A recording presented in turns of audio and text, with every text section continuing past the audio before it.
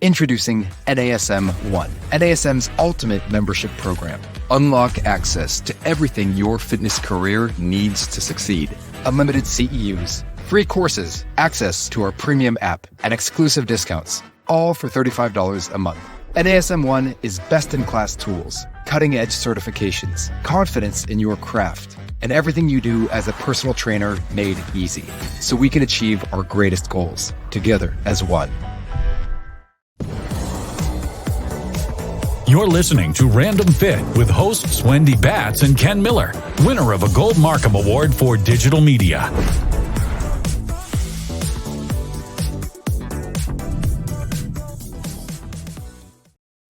Hello, everyone. Welcome to Random Fit with myself, Wendy Batts, and friend and co-host Ken Miller. Ken, how are you? I'm good, Wendy. Good to see you. Good to see you as well. And today's topic, we're going to talk about the Urban Fitness Explorer. And what we mean by that is I had someone come to me, and I know, Ken, we discussed this over the phone, but they say, you know what, I can't afford a gym membership. I've listened to your podcast. So by the way, thank you. But I want some other ideas. I mean, yes, people go running and walking and going for a hike, but I just feel like I need to work out. And so can you provide me with some suggestions? And Ken, you were the one that said, what about the park? And I'm like, you know what? That's phenomenal. So we are going to talk about outdoor workouts and something that's free, super important, free, no excuses. Yeah. And I think too, just talking through some of the exercises that we tell people to do and talk about the equipment, it's going to be a good one. Yeah. And so when you talk about parks, and you just mentioned equipment, Wendy, a lot of people don't realize that local parks and recs or even regional parks have installed and have available for the public workout equipment. Now, it's not like your squat rack, you have med balls laying around all over the place, but these parks have installed, you'll find trails, right? So depending on the size of the park, you might have a running trail that maybe links to another park, for example. But there are parks out there, and again, myself, and I've said this on other episodes, I'm one of the board members of the Friends of the Park Foundation, where we raise money to help support parks and recs, to help subsidize the upgrades, repairs of our local parks. And one of the things that we help subsidize is actually installed equipment in local parks. So just like you would have a playground for your kids, a lot of times you might have nearby a workout area with equipment for adults. So when you talk about exercises and equipment, Wendy, it's not just about hitting the ground and doing push-ups, because that's, body weight exercise. It's easy, but you might see pull-up bars. You might see actually selectorized equipment to where you can do seated shoulder presses. And again, it's mechanized in a way that if you sit on it, you're pushing up a percentage of your body weight. There might be some bar dips or parallel bars, balance bars, as we'll discuss. But some of these parks have actually subsidized adult-oriented equipment for fitness. Well, and it's interesting because when I first, had my son, we would go to the park very often because they had all the fun little slides. And he is the one that stumbled across the one that we have literally 2 miles down the street from us. And it's one of those, things that unless you were looking for it, you might not have seen it or found it. And all of a sudden he's standing on top of the seat, mother of the year over here. And he's like trying to push this thing up because it was definitely the shoulder press. And then he found that they had like a leg press machine where they kind of pushed up and pushed out. We've got the balance beam. There was the parallel bars. So we were, going back and forth, and we were working with him on grip strength. But then it was one of those things when I started to get involved and like, man, I haven't done this since I was a kid. And the fact that it's outdoors, because often I think we think when you're going to the rec, you're going to go to the rec inside facility, sometimes like a YMCA where there is a membership involved, or maybe even if there's not a membership at the park, that it's still indoors. This is outside for everyone to use. And it's one of those where we see a lot of people now, because we're more aware of it, they'll do their run. So there may be a lap that they have around the park, and then it ends and starts actually at that workout station. And then they'll do a circuit once or twice, and then maybe go take another lap. So in between their lap, as they're doing their cool down from cardio, they're actually doing a resistance workout and then taking off and doing it again. And to me, I'm like, that is the best way to break up cardio. We talked already about exercise snacks and the importance of just doing a little bit of something. But when you can vary up your workout and your programming, you're outside and it's free. It's just, to me, one of those low hanging fruit. Everyone should do it. We just don't. We just don't. But I think we don't because we just, like you said, Wendy, sometimes it's hidden, right? You just like, oh, where did this come from? How long has this been here? You just don't know what's available to you sometimes. So when it comes to finding out, okay, you said yours is 2 miles down the street. Where my kids go swim for their swim group, there's one just right outside the pool gates. So while he's swimming for his hour, I'm on that piece of equipment. Like you said, Wendy, I'll do my run around the field, and then I'll do one circuit, and then I'll do another round the field. But just to the point that if you don't know if you have one around, go online. And this is one of the things that, when researching this information as far as the Urban Fitness Explorer, and figuring out, okay, well, what parks have these exercise pieces of equipment, go online, go look at your local parks. Because one of the things, Wendy, as I shared with you, is I try to find out, okay, where in the US has these parks. But the thing about it is that the parks don't talk to each other. Right. Try to look up exercise equipment manufacturers, and there are a lot of equipment manufacturers, and each one says we're in hundreds of parks in North America, but they'll sometimes highlight some of the nice looking ones, especially on those Chamber of Commerce days where the sun's out, cloudless sky, and you have, but they'll have hundreds of parks that they're in, but there's another manufacturer that's in another set of 100 plus parks. So go online. Actually, first thing, go to the parks yourself. Go out there, get outside if you can, enjoy the outdoors.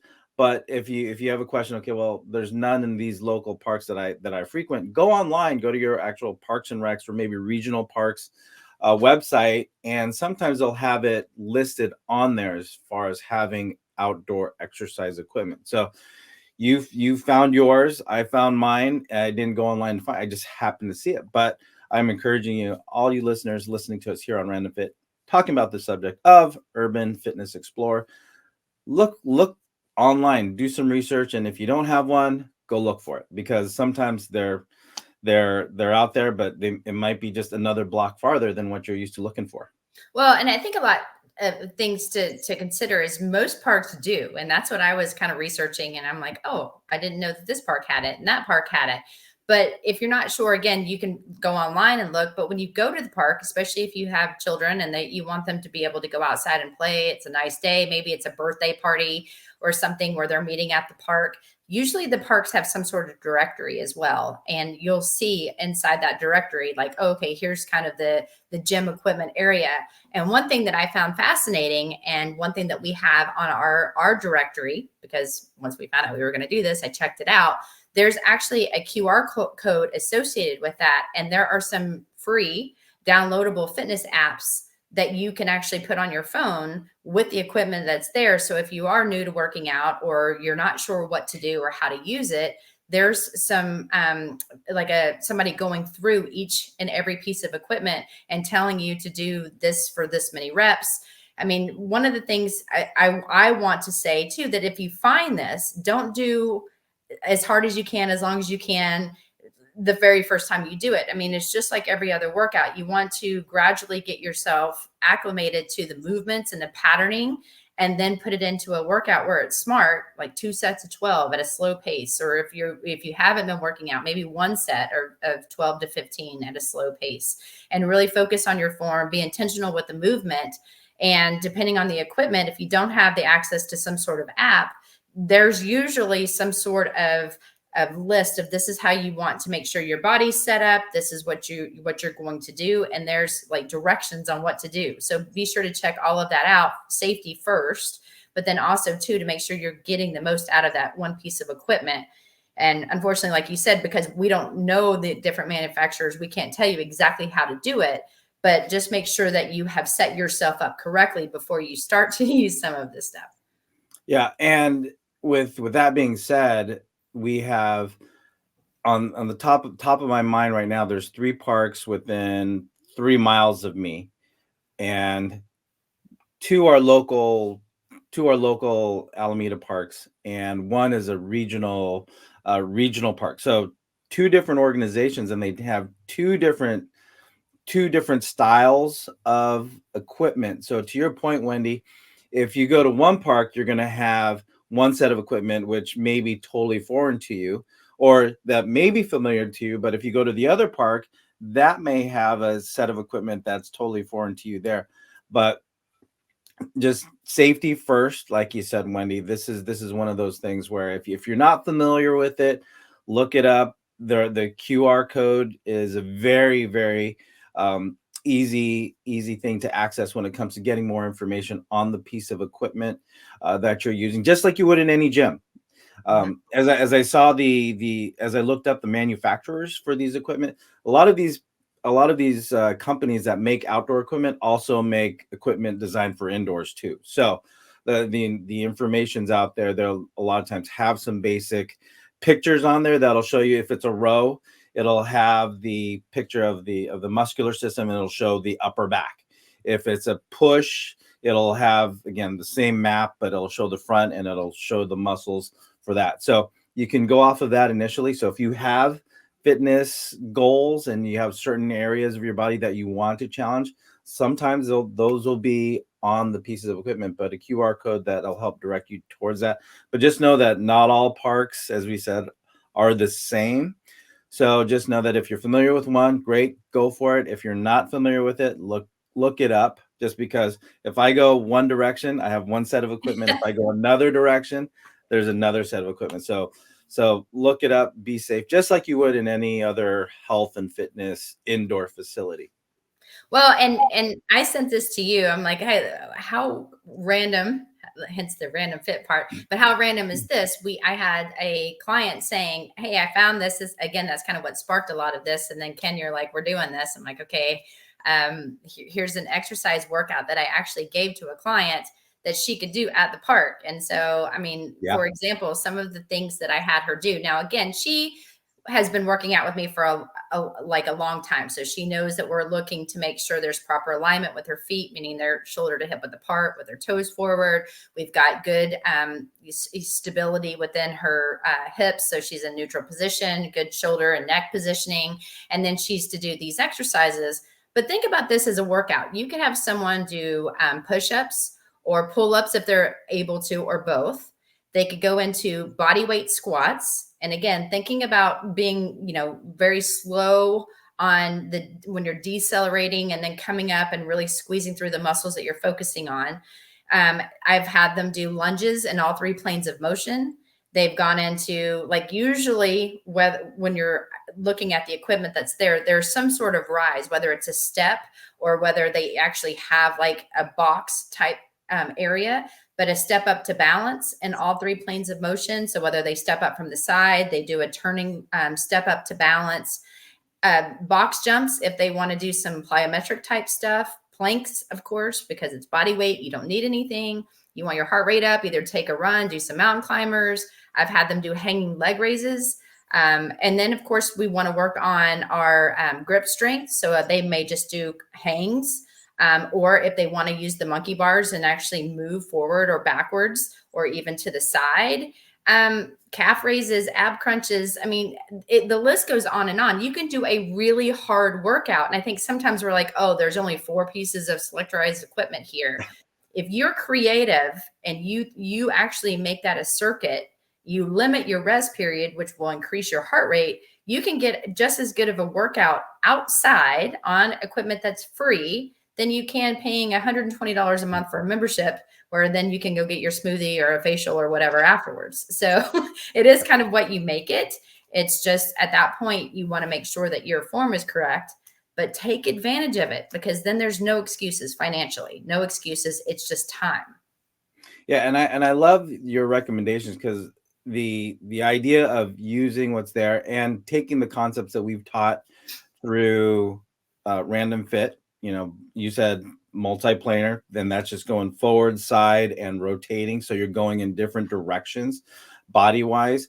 But one of the things that I'll do, Wendy, is the leg press or the squat machine, as it were, is not challenging enough for me. So I'll do the upper body exercises. So there's a overhead press, and there's a push. Again, you're sitting on it, and it's just about offsetting your leverage. So it's your seat is moving as you're pushing, or my seat is moving as I'm pressing.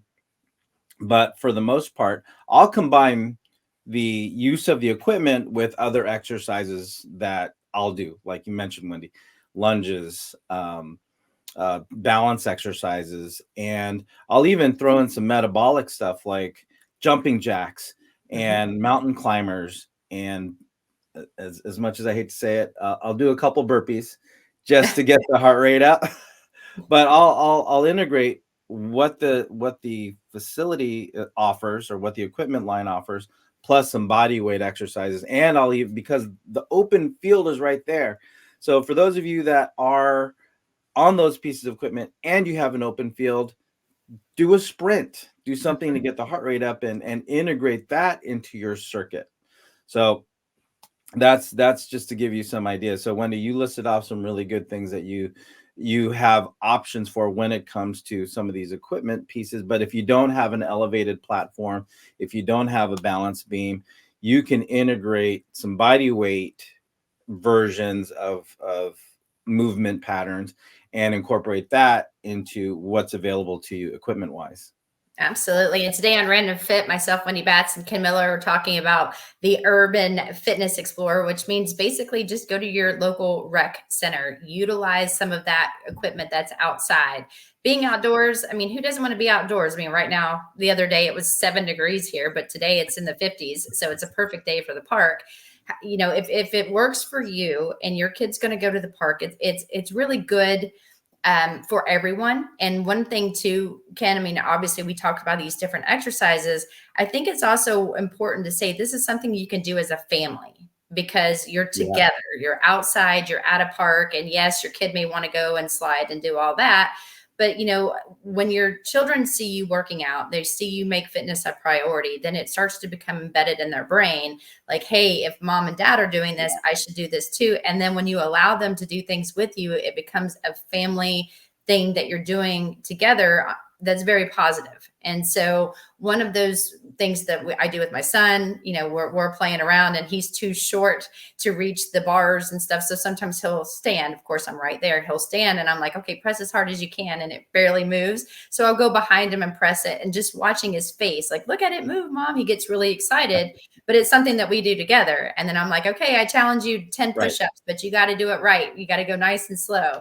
And then he's like, okay, well, I'll race you. And so again, little things like that is what I think sometimes we're missing. We used to do this all the time. For me as a kid, my parents never really wanted to work out, but I always wanted them to race me or chase me or do things. And so throwing some of this other stuff in and getting the family involved, I think can just be one of those kind of accidental things that you're doing that's super fun. And on that same vein, like I said, my son he'll be in the pool, and then I have an hour to kill, because the last thing I want to do is go home, come back. It is driving distance, but I'll go home. I could go home and come back, but I just tell him, hey, you're in the pool and you're doing your thing. You're doing your exercise. You're getting your heart rate up. You do your lap, and how your heart rate's racing. And this is my conversation with him. I tell him, while you're doing that, while you're getting your heart rate up, I'm going to get my heart rate up. And he knows where the equipment is. He's seen me on it. And then I'll do that. I'll do the runs. I'll run around the block depending on what I have planned for that day. But when he gets out of the pool and I go and pick him up, my shirt's sweaty. I've got my Garmin on. I show him my heart rate. I've shown how to, the peaks and the valleys. And so it's like what you're discussing, Wendy. It is leading by example. It is showing that, okay, we can do this together. You have, in my case, we're not physically next to each other working out together, but he's getting his exercise because of what's available. I'm getting my exercise so that when we meet up after an hour after his swim session starts, we're both exhausted. We've both done our thing, and he's coming out wet and in a towel, but my shirt's all drenched from my workout. So he sees the end result. He doesn't see what I'm doing, but he sees the end result. And then I'll just point, that's where I was. That's what I did. You go over to the water fountain and just throw it on your shirt. We know you can. Dip my shirt in the pool. Look how hard that was for me today. Again, we can talk parks and different things that you can do. If you guys ever have questions or comments about anything of just some ideas, you can always reach out to Ken Miller and myself, or put them in the comments and let us know, like, listen, I want you to go into detail. Like, how can I do this, that, or the other? But I think that the biggest takeaway I wanted to say is, your body's going to adapt every 4 to 6 weeks to whatever it is that you're doing. That's something that I didn't make up. Ken didn't make up. It's just based on the way that the body works. It's the SAID principle. Whatever you're doing, your body starts to get accustomed to it. So you need to push yourself harder. So even if you don't have a gym membership and you're doing things at home and you do a lot of body weights, sometimes throwing some additional weight or doing something different is going to start getting some of those different changes that maybe you haven't seen. So just incorporate and utilize what's available to you. It's no extra cost, but like I said, those eyes are always watching. So if you can lead by example, you utilize the park in a positive way, and it's free. And so instead of just sitting around under a tree reading a book, maybe become a little more active. It's a win-win for everyone. Yeah, and it just, my last point is, it may be a little bit, it may be around the corner. You don't know. So look it up. Get online, go look at your local Parks and Rec directory, see what they offer. Sometimes they'll have it out there. Sometimes you'll have to search for it, but it's out there. Like you said, Wendy, it's free. It's available. If you're outside, get some fresh air at the same time, get some sunlight on your face. Do earthing. Earthing. Take off your shoes, put your feet in the grass, get out there. So that's, if anything, that's the main point. It's just fitness is everywhere. Sometimes you just have to look around the corner, and it's be one of those happy surprises when you're like, oh, I could have been getting all this exercise for nothing. So great accessory, and definitely take advantage of it where it's available. So Wendy, thanks for your insight and sharing the stories about you and, not using it properly with your son. It's a little win that makes him want to do it now. Don't let the Parks and Rec guys find you on there. I'm holding him. Safety. They'll slap you on the wrist. All right. So everybody, hey, thanks for listening to us here on Random Fit on this episode, talking about outdoor equipment and urban fitness. So if you like what you listened to today, like, follow, subscribe, share, download, rate us, and more importantly, comment. Let us know what you want us to talk about, and we will do the best we can to get that on our next episode of Random Fit. So until next time, everybody, take care and be well.